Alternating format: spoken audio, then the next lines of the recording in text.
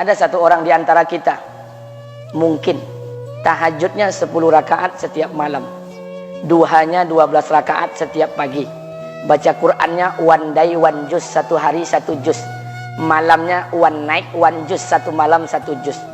Satu keluarga di antara kita nih puasanya luar biasa Senin Kamis. Satu keluarga berpuasa Senin Kamis. Tak cukup puasa Senin Kamis, dia puasa Nabi Daud. Sehari puasa, sehari tidak, sehari puasa, sehari tidak. Tak cukup dia puasa Nabi Daud, dia puasa-puasa sunnah lainnya. Istrinya nutup aurat dengan sempurna, pakai nikob, pakai cadar, pakai purda, pakai manset, pakai kos kaki. Suaminya 5 waktu ke masjid tak tertinggal takbiratul ula. Anak-anaknya di pondok pesantren hafiz dan hafizah.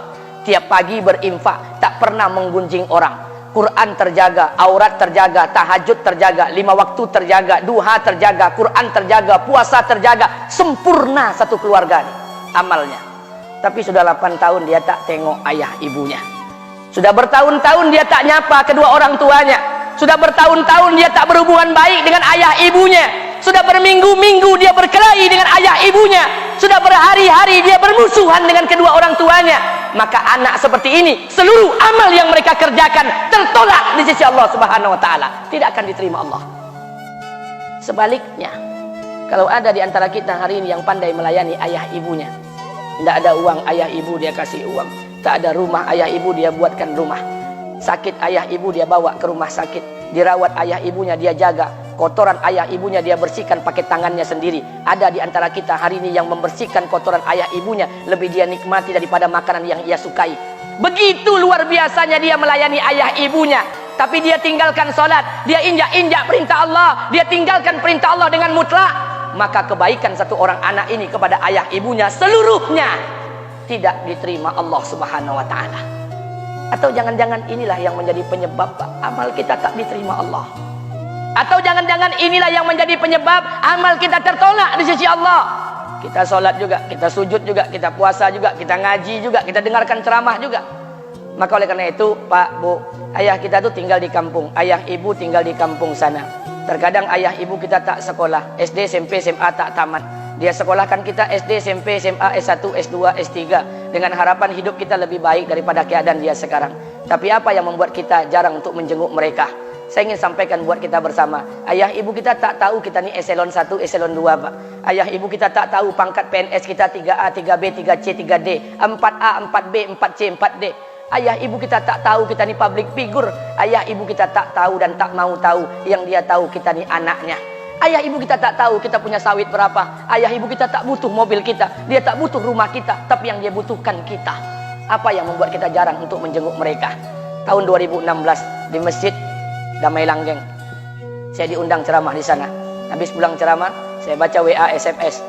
Ada seorang ustadz Pekanbaru kirimkan WA dengan saya.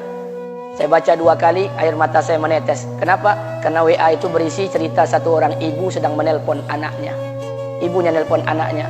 Assalamualaikum nak. Waalaikumsalam, kata anaknya.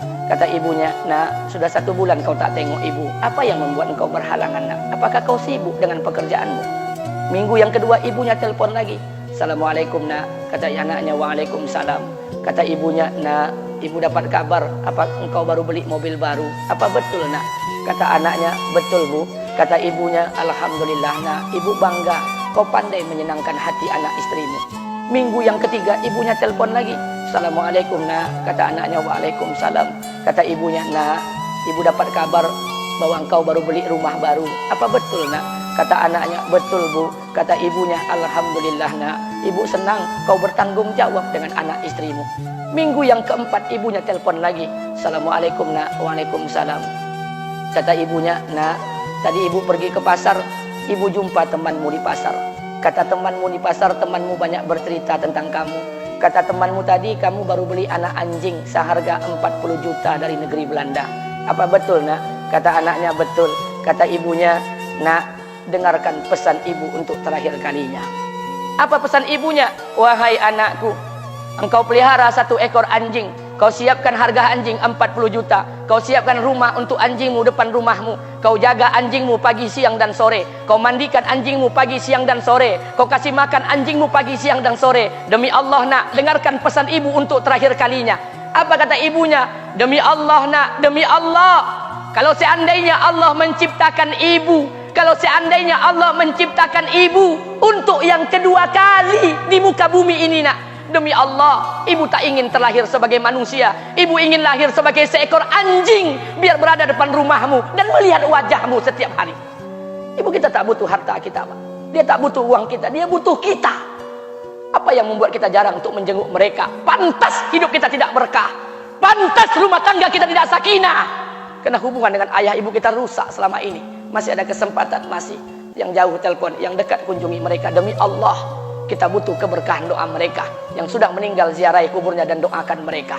Imam As-Syafi'i berkata, apa kata Imam As-Syafi'i?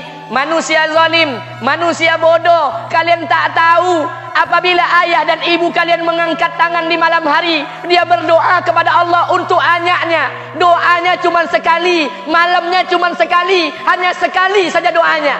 Apa kata Imam Syafi'i? Sekali doa ayah dan ibu kalian sudah cukup bagi Allah untuk menjadikan kalian anaknya berkah dunia akhirat. Hari ini berapa banyak doa ayah dan ibu kita, tapi tidak ada keberkahan buat anak mereka. Kenapa? Hati mereka tersakiti. Maka pulang, Pak, cari mak bapak kita. Kita punya rumah hari ini, Bu, kita punya rumah, punya harta, punya uang, punya pekerjaan, punya kekayaan, punya sawit. Kita jadi orang hari ini jadi pegawai bukan kena sarjana kita, Pak. Kita jadi orang hari ini bukan kena otak kita. Kita jadi orang hari ini bukan kena kepintaran kita.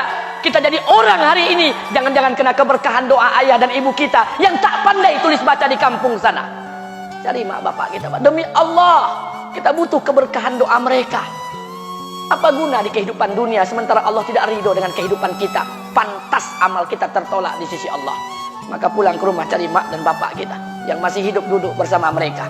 Kalau seandainya kita tak bisa membahagiakan mereka, jangan pernah menyusahkan mereka.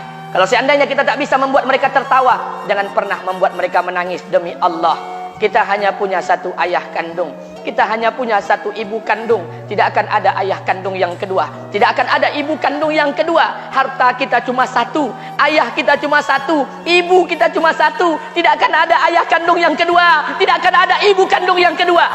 Pangkat jabatan bisa dicari, harta bisa diraih, kesempatan membahagiakan ayah dan ibu kita hanya sekali di kehidupan dunia ini, Pak. Pulanglah. Ketika mereka memanggil, tinggalkan istri, tinggalkan pekerjaan, tinggalkan semua proyek kita. Demi Allah, datangi mereka. Kata Nabi, sesaat kalian duduk bersama ayah dan ibu kalian akan mendatangkan keberkahan. Kenapa kalian tidak duduk bersama mereka? Jangan-jangan inilah yang menjadi penyebab amal-amal kita tertolak di sisi Allah.